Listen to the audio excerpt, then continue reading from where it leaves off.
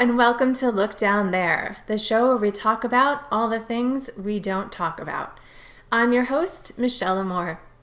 Today we'll be discussing our unmentionables, our undies, our drawers, our knickers, our bloomers, and even our panties. My guest today is not just a lingerie addict, she is the lingerie addict. She is the founder and editor-in-chief of the world's largest lingerie blog and the author of Intimate Detail. She believes that lingerie is for every body, no matter age, size, race, gender, sexuality, or ability. Please welcome the lingerie addict herself, Cora Harrington. Hi, Welcome, Cora. thank you for having me. I'm really excited to talk about this. Yes, this is great. There's so much good stuff to talk about, but let me ask this question first. Why do we hate the word panties? Oof. What I mean, I is have to it? say I don't like the word either. Right. Um, I think for me, because it has childish associations and connotations, Yeah. that for me personally just kind of make the word feel a bit strange to use. Also because I feel like perhaps some of the male fetishes when they were, I don't want to say more active on my site, but perhaps more aggressive, Mm. would use the word panties a lot. And so I think that can also be, unfortunately, in my professional life, a flag to people to engage with me that I would rather not. Whereas like using the word knickers, I think kind of reinforces what my site is about. I honestly like the word drawers, which is another word I grew up using as a kid. Like it's a very like old Victorian word, but it tickles me. So sometimes I use that too. Yeah, no, that's a really good explanation of that word panties because I remember, when I was first like starting to get interested in lingerie, and I went to Victoria's Secret, and the woman came up to me and she's like, "Oh, can I help you find some panties?" And I was like, oh, just like shriveling inside and so embarrassed that she would ask me such a horrible question out in public. But one of my first memories of lingerie was discovering my mom's drawer. And when she was gone, like people were gone from the house, I would open up that drawer and try on her lingerie and dance in the mirror. And I guess that was maybe my early beginnings of my burlesque career. But what is your first memory of that love or addiction to lingerie? I would say mine didn't happen until much later, like late teenagerhood, more like early 20s, through the live journal communities on LiveJournal, the LiveJournal corsetry community. In particular, the neo corsetry movement was just kind of starting to take off again, and I was interested in getting a corset. And the more I learned, the more photos I saw, and the more I spoke to people, the more I became interested in that segment of the community. And then the other part happened when I was just searching online I wanted to buy something nice for a relationship I was in at the time. And I was searching online for like how to buy lingerie and where to buy lingerie and what's worth buying. And I couldn't find anything. And the thing that I eventually found was a pair of stockings, thigh-high stockings by this German brand called Falke that had peacock top welts. And I Oh, had never seen anything like that before in my life. And I was so shocked and just so amazed that something this beautiful existed that I had never heard about, never seen, would never have seen without the internet, that I became just very interested and very curious about what else might be there. I started off as a stockings blogger, focused exclusively on like tights and pantyhose and things, partially because this will interested me and partially because it was inexpensive to write about. mhm. Um, and then not too long after that, I started incorporating like vintage underpinnings and corsetry. And then eventually I was just like, all right, I'm going to talk about all the things now. Um, so that was kind of my entry point, I think, into this world. That wasn't the first time I'd seen thigh highs, the first time I'd worn thigh highs, none of that, but it was the first time that I saw lingerie could be beautiful in a way I had never encountered before. And were you interested in fashion before this, or was lingerie your entry into that world?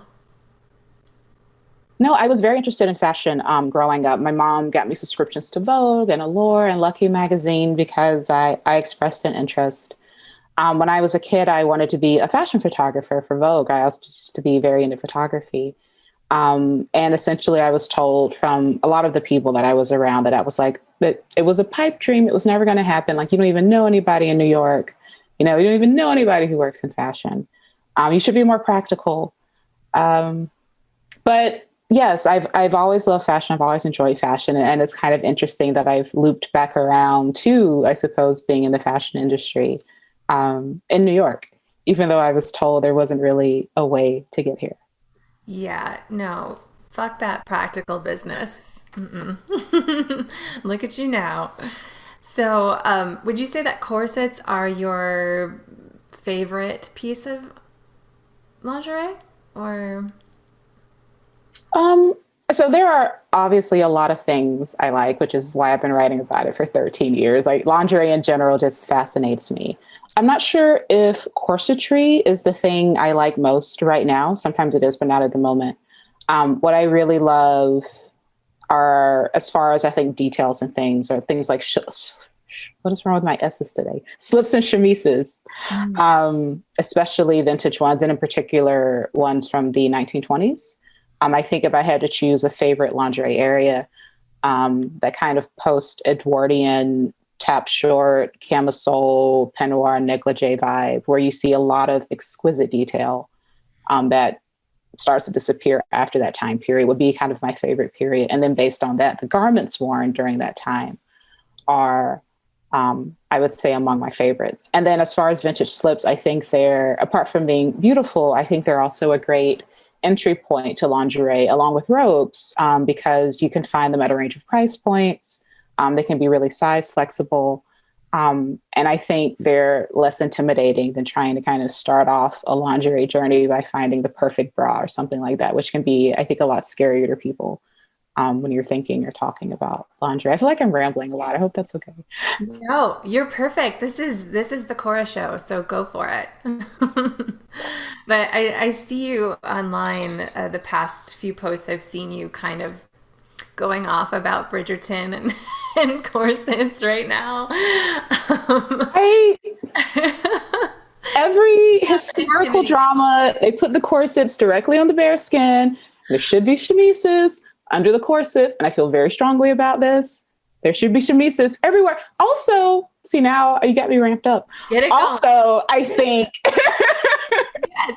if you're going to have a sexy and dressing scene, because we always have those in corset movies, a chemise is so sexy because you slip off the corset and there's a layer. Then you have a chemise that just like falls over the shoulder, and the chemise is like light and sheer. You could see the silhouette of the body illuminated.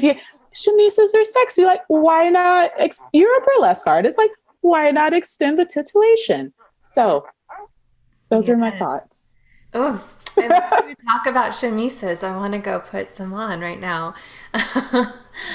Um, yeah, I just think it's like corsetry is just one of those things that gets so fetishized, just like stockings. Yeah.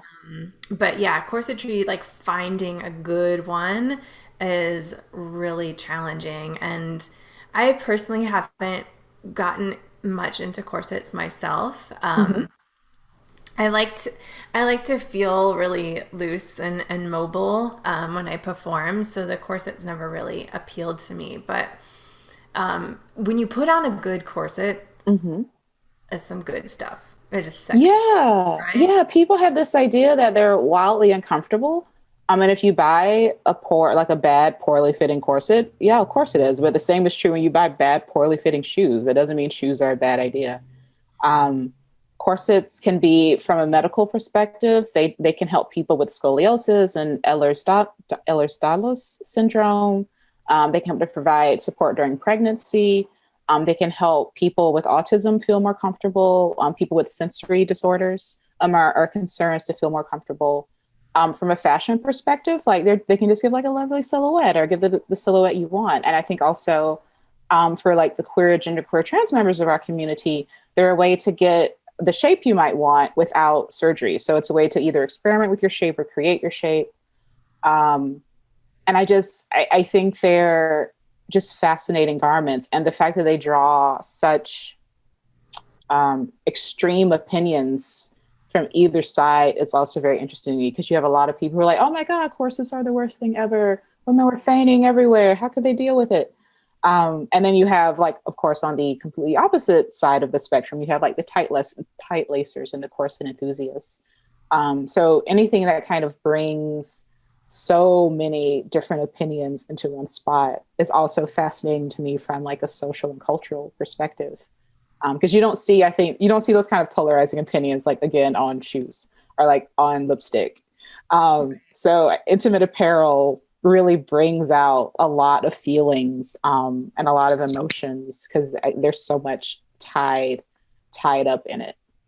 Right. Yeah. I mean, there is a lot of body confidence and esteem issues that might arise. Like, especially when you think about maybe buying lingerie and thinking like, oh, that's not for me. Like, I have to lose weight, or they don't make anything that looks good on me.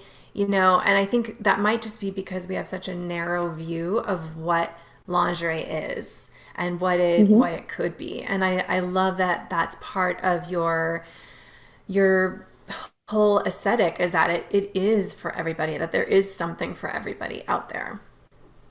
Yeah, I truly believe that. And I think part of what discourages people is the way we talk about intimate apparel. This is something I've spoken on in other places. For example, the way we talk about bras in this country, where we set up the conversation from a point of failure that tells people 80% of, usually the phrasing is women, but we know it's not just women who wear bras. 80% of women wear the wrong bra size. You're definitely wearing the wrong bra size, and you're doing wrong, and should come into our boutique and get yourself fixed. What about that messaging sounds inviting or encouraging? You're telling people you've messed up and we're gonna fix you. I love bras, and I don't want to deal with that. And then, like, people, maybe they go to a shop and they go to a boutique and their size isn't there, and they hate the bra. And they're not being told there are other options. They're not being kind of exposed to other options. Or maybe they go to a boutique in a shop and it's not set up to be accommodating. Like, maybe there's no access for disabled people. Or maybe you went in and they were racist or something. So I just think there's a lot. And then often the conversation around lingerie is geared towards like sexuality or sexual desire and the male gaze. The idea that you are an object wearing lingerie for someone else, as opposed to like the subject that you are wearing the lingerie for, which I think is also very discouraging, because people then attach this idea of objectification to lingerie and see it as something that solely exists for outside observers, as opposed to something that they can wear to express who they are, like their identity, who they would like to be, to experiment with their sense of self. And part of what I see my mission as is making intimate apparel more accessible to people, and also more interesting to people. And I think there are multiple approaches to that. But one is definitely by just letting people know that there are things available for you. There's never been a better time to become interested in lingerie. There are so many styles and brands and price points and options. It's great. But also that it's okay to experiment. It's okay to try new things. Like, people shouldn't judge you. You can buy these things for yourself. It's totally okay.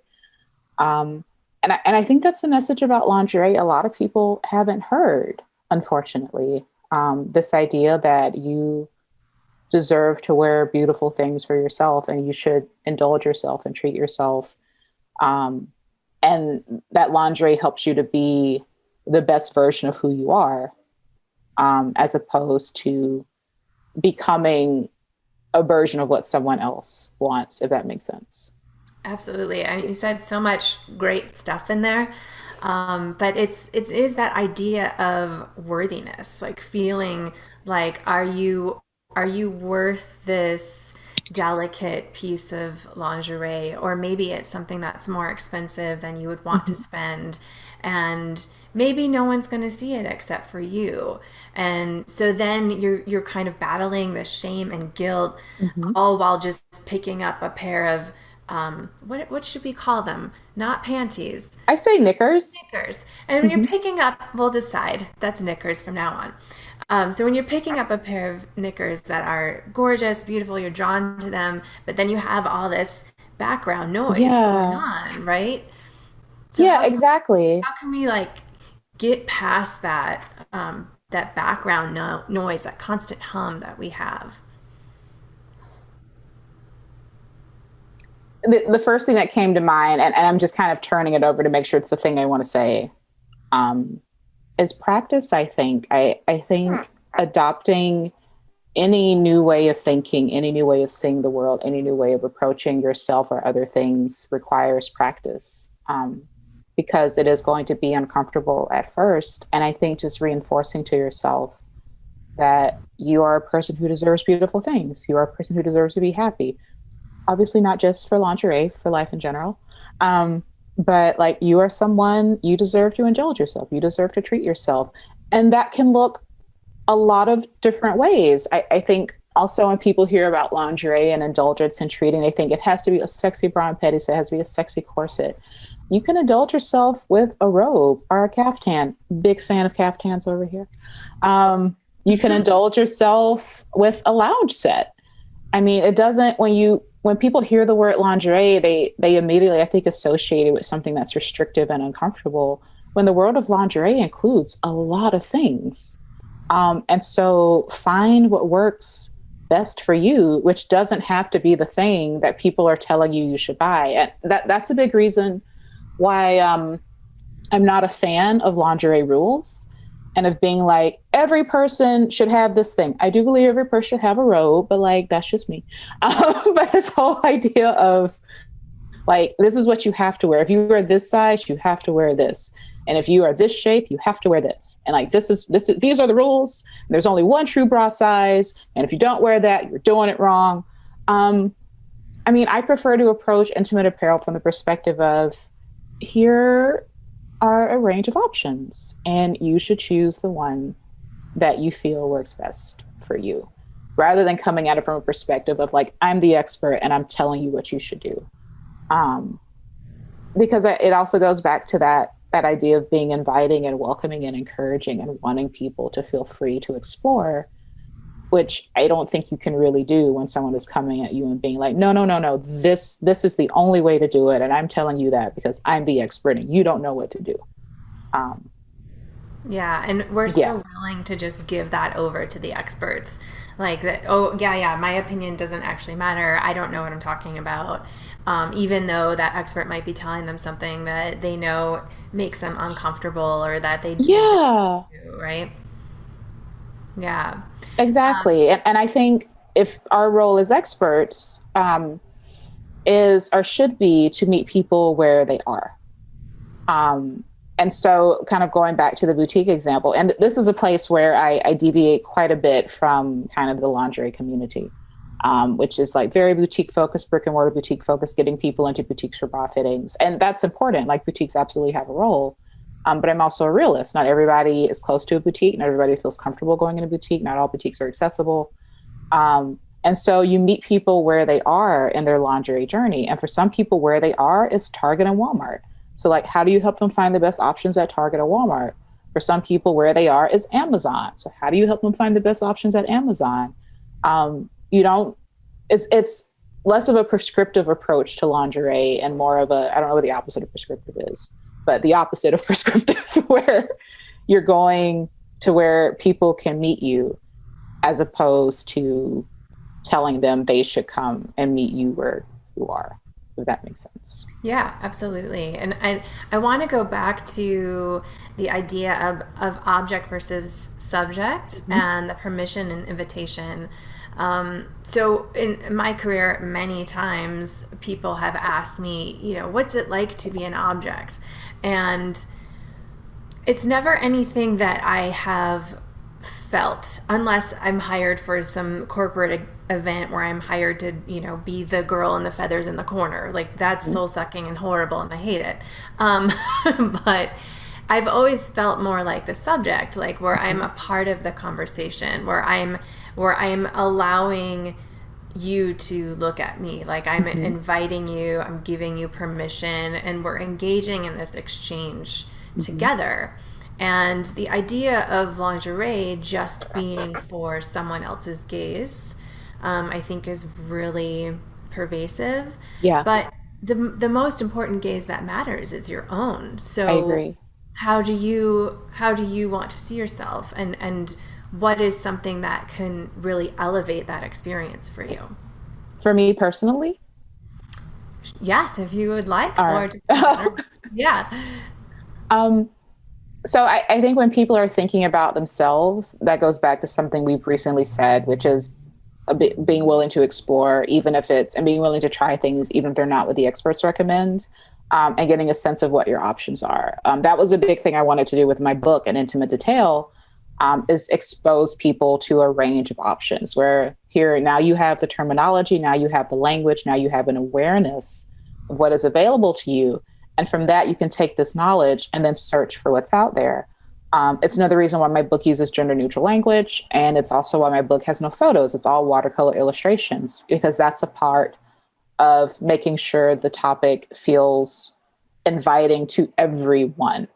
And I think one of the ways you do that, like I keep saying, there are many ways to do that. But I mean, one of the ways you do that is creating a space where people are not having to compare themselves to a model, which I think happens I think it happens unconsciously when you're shopping and you see a model.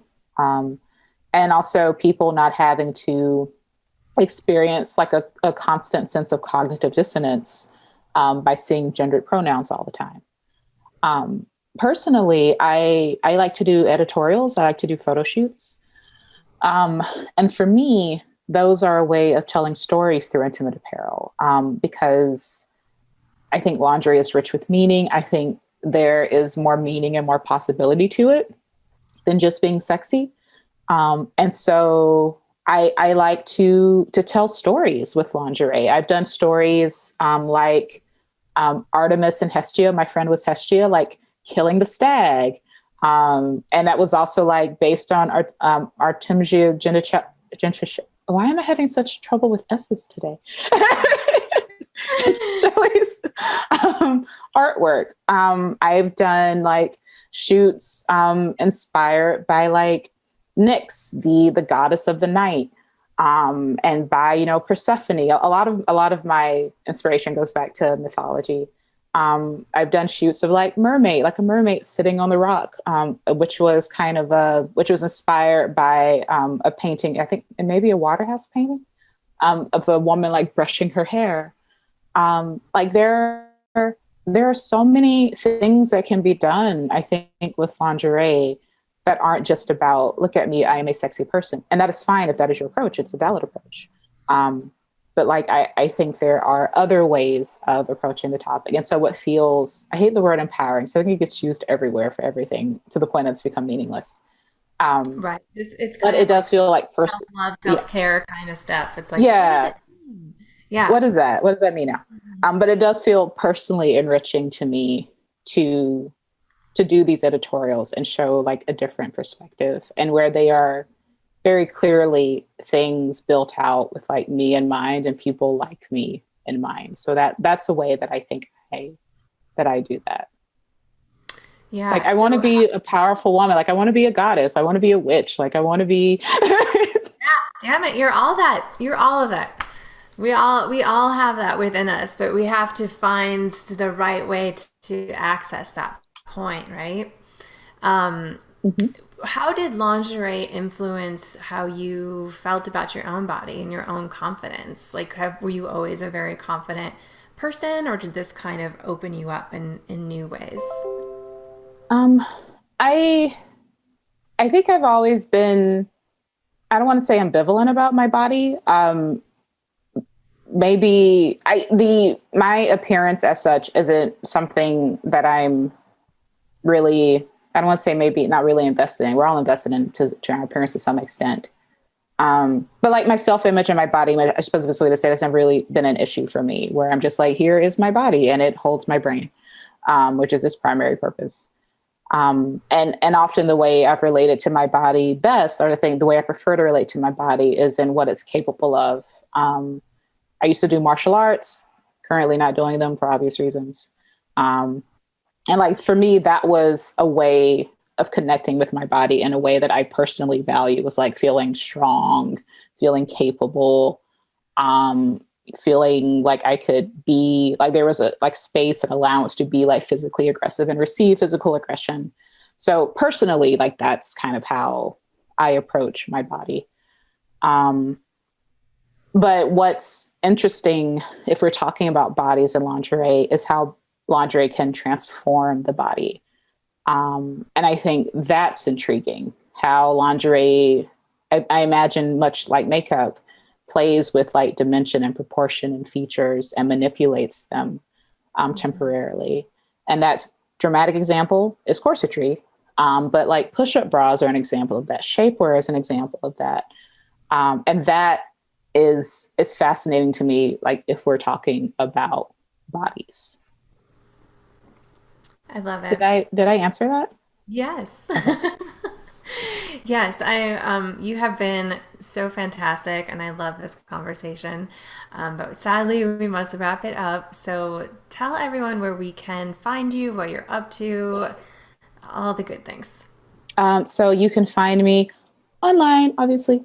My website is thelingerieaddict.com. I am also on Twitter at lingerie_addict, on Instagram at the Lingerie Addict. I am also on Patreon at Lingerie Addict, and I have tiers starting from $2.